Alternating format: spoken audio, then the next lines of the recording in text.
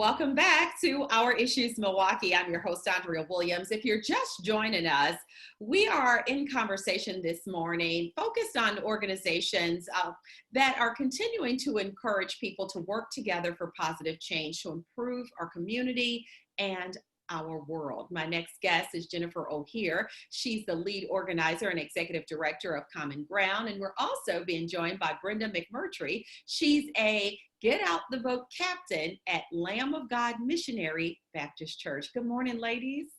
Good morning. I thank you both for being here, and I'm really excited to hear more about this organization, Common Ground. If you would, Jennifer, fill us in. So Common Ground has been here in Milwaukee for about 12 years, but we're part of an 80-year-old network that's the largest broad-based community organizing network in the country. We have about 70 sister organizations around the world. And Common Ground, the way I explain it to people, I explain it in 3 words: connect, act, win. So we bring people together so that by acting together, they have enough power to win on the issues they care about. We have about 40 member organizations here in the Milwaukee area. Most of them are congregations like Brenda's, but we also have some schools, universities, nonprofits that are also part of Common Ground. And we've been around now for about 12 years. We've taken on issues like foreclosure, after-school tutoring, youth summer jobs. We created our own health insurance cooperative. So we've taken on a number of issues, and right now we're focusing all our energy on getting out the vote. Yes, and we'll talk about that as well as a few other issues that you mentioned, but you say your success is based on the commitment of more than 40 congregations, schools, small businesses. You just named a long list of individuals who come together, whether it be in an organization or as an individual, to address local and national issues. So 40,000 members who live and work in the counties of Milwaukee, Ozaukee, Washington, and Waukesha. So it's very diverse, to say the least. And I think that to bring people from all backgrounds and all walks of life to give their thoughts on how to create change, it has to be very powerful. Absolutely. I think the fact that we bring together multiracial, multi-faith group from different economic classes, different walks of life, I think that's really what gives us our strength. Mm-hmm. Yeah, absolutely. So, Miss Brenda, your church is one of those many congregations that partner with Common Ground. So if you would talk about how you're able to partner and work together for change. Well, during this campaign, we have been registering voters to we help them to register to vote at our food pantries, homeless shelter, or whatever opportunity we have.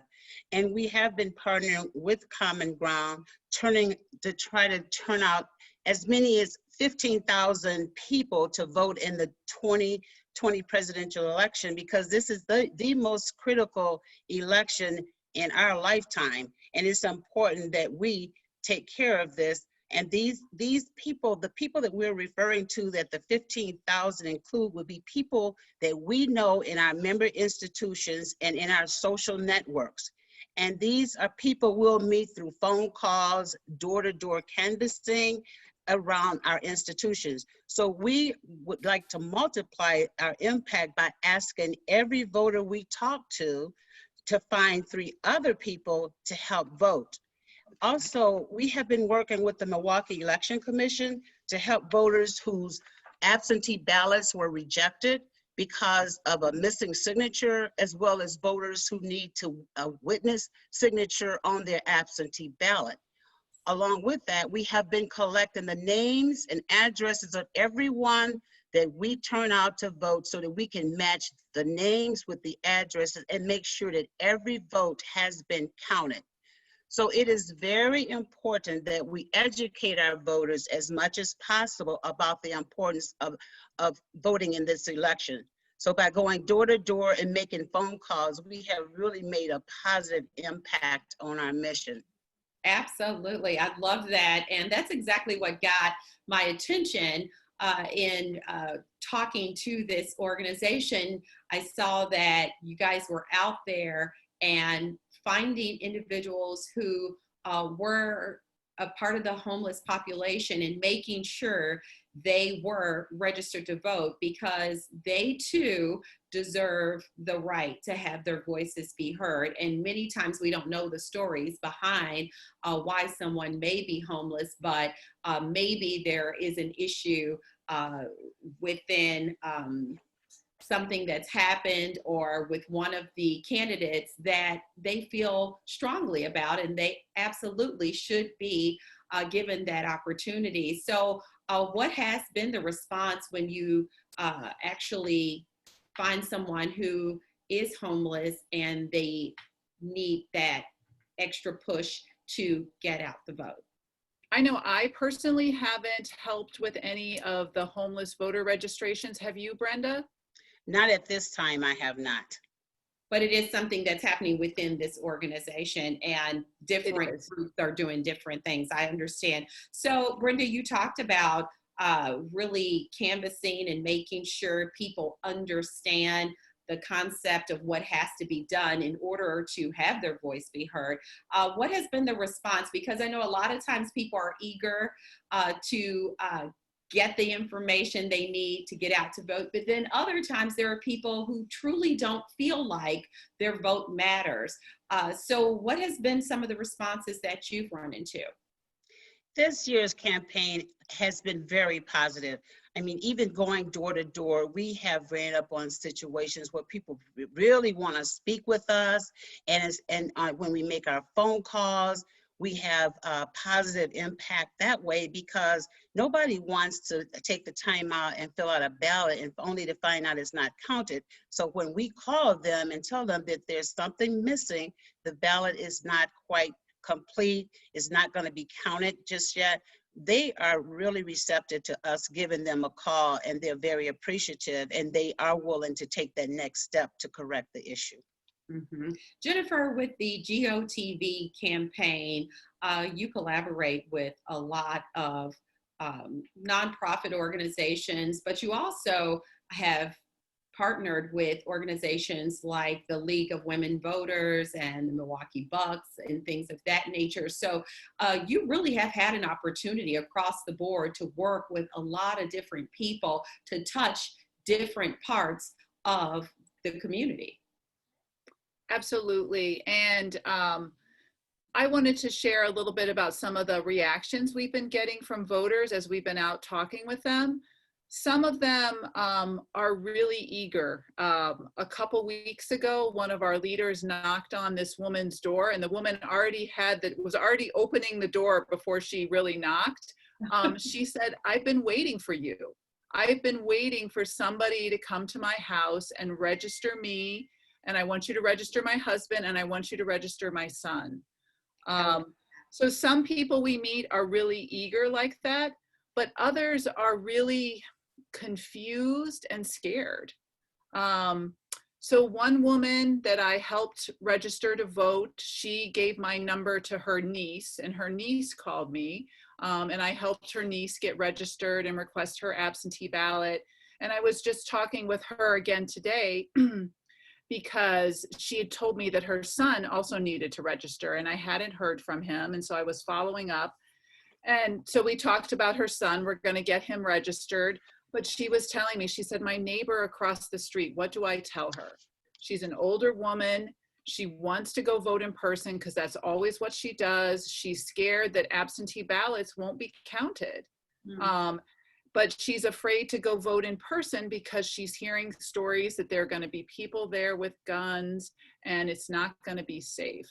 And so I think a big part of what we have to do is counter those fears and let people know that their absentee ballot will be counted, and that there are drop boxes if they don't want to put it in the mail. And if they want to come vote in person on election day, it will be a safe experience. It should be about as safe as going at to the grocery store. Yeah. We're adopting 6 polling places around the city to help make sure that people do have a good experience when they come to vote on election day. Yeah, and that's interesting to hear because it is a lot of information to digest and a lot to process. And I'm just glad there are organizations like yours that are there for people to turn to. So is there a phone number where people call if maybe they're not connected to the internet and they need some extra direction? Sure. I actually need to look it up. I'm sorry, because I I know never you're call it. doing that. Absolutely. And I apologize. I threw you off on that. But some of the other things that I brought up the Milwaukee Bucks, and for college students, you guys went the extra mile to have Bucks players actually talk to students virtually and have them better understand the importance of voting as well. Right. We've learned through our research around voting here in Milwaukee that college students are one of the groups that face some of the biggest obstacles, some of the greatest voter suppression.